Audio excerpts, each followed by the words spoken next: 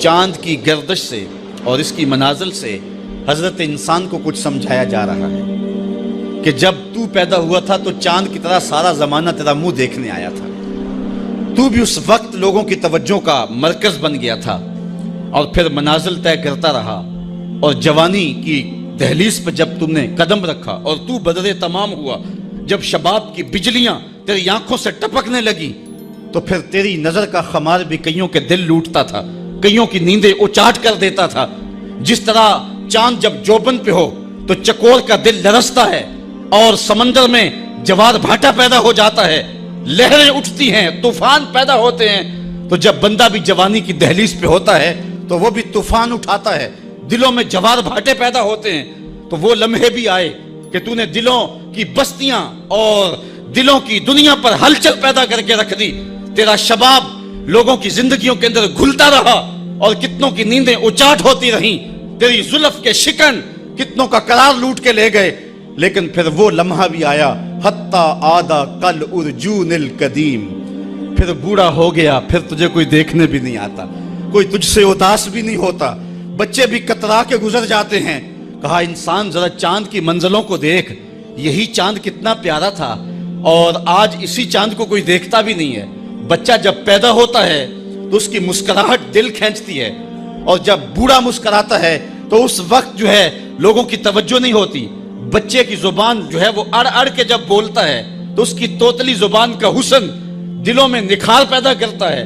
ماں بھی بلہاری جاتی ہے، باپ بھی صدقے جاتا ہے، بہنیں بھی جو ہے وہ قربان جاتی ہیں۔ تو بچے کا ٹوٹا لہجہ اور توتلی زبان خوشیوں کی ایک لہر ہوتی ہے، لیکن جب بڑھاپے میں فالج کی وجہ سے زبان میں لکنت آ جائے، اب توتلا پن پیدا ہو جائے، اب زبان اٹکنے لگے، تو بچے بھی مذاق اڑاتے ہیں۔ ایک لمحہ وہ تھا کہ زبان توتلی تھی تو حسن تھا، آج لمحہ وہ گیا کہ حتی آدھا کل ارجون القدیم، کھجور کی ٹہنی سے جب پھل توڑ لیا جائے، اب اس ٹہنی کو کون پوچھتا ہے؟ جب تک پھل آیا نہیں تھا وہ ٹہنی اچھی لگتی تھی، مالی سنبھال کے رکھتا تھا، جڑوں کو بھی پانی دیتا تھا، اور خیال کرتا تھا کہ کوئی ایسا نقصان نہ ہو کہ یہ پودا جو ہے وہ مرجھا جائے۔ پھر جوبن پہ آیا، اور جب کھجوریں لگیں تو اس نے پھر رسیاں بھی باندھی اور کھجوروں کو سنبھالنے کے لیے سب کچھ کیا۔ پھر جس دن اس نے اس ڈال سے پھل کاٹ لیا، اب وہ کھجور اجڑ گئی، اب اس کی وہ ٹہنی بے توقیر ہو گئی۔ انسان کی زندگی کا جب شباب لٹ جاتا ہے اور بڑھاپے میں جب وہ کسی قابل نہیں رہ جاتا، تو پھر اس کی بھی یہ مثال ہے، حتی آدھا کل ارجون القدیم، جیسے کھجور کی پرانی ڈال ہو۔ اپنی نظر اور شرمگاہ کی حفاظت کریں۔ اس دور کا سب سے بڑا فتنہ یہ ہے کہ نگاہیں پاک نہیں رہی، نگاہیں غلیظ اور گندی ہو گئی، شرمگاہوں میں وہ تقدس نہیں رہا ہے۔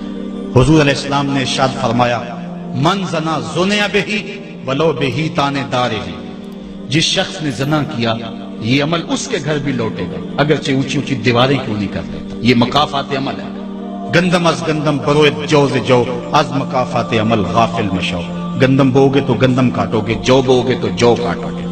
نظر کو تقدس دو، نظر کو پاکیزگی دو۔ حضرت لقمان حکیم کہتے ہیں کہ میں کئی نبیوں سے ملا ہوں، کئی نبیوں سے ملاقات کی ہے، اور میں ان سے 2-2 4-4 باتیں جمع کی ہیں، اور ان ساری باتوں کو میں نے جمع کر کے 100 باتیں جمع کی ہیں، اور ان کا پھر میں نے خلاصہ تیار کیا ہے۔ ان میں 8 باتیں الگ کی ہیں۔ ان 8 باتوں میں ایک بات یہ ہے، جب کسی کے گھر جاؤ تو نظر کو حفاظت میں رکھو۔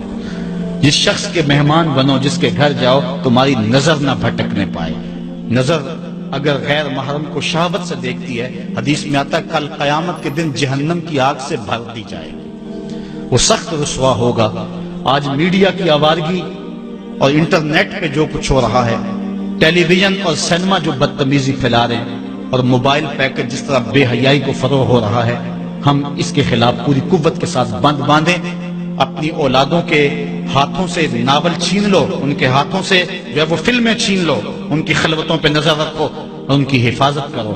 جس شخص کی نظر پاک نہیں ہے اس کے من میں طہارت نہیں آ سکتی ہے، دل پاک نہیں ہے اس کو جو ہے وہ باطن کا نور نصیب نہیں ہو سکتا۔ وائے قوم کشتائے تدبیر غیر، کارے او تخریب خود تعمیر غیر، از حیا بیگانہ پیرانے کہن، नौजवाना चू जना मशगूल तन। कितनी हिकमत वाली बात कही इकबाल ने।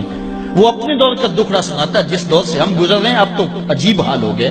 इकबाल कहता है ये जो मेरा दौर है, जवान तो जवान रहे, बूढ़ों की नजरों में हया नहीं रहा। आज हया बेगाना पीराने कहूं। बूढ़े लोगों की आंखों में भी इकबाल कहता है हया नहीं रहा।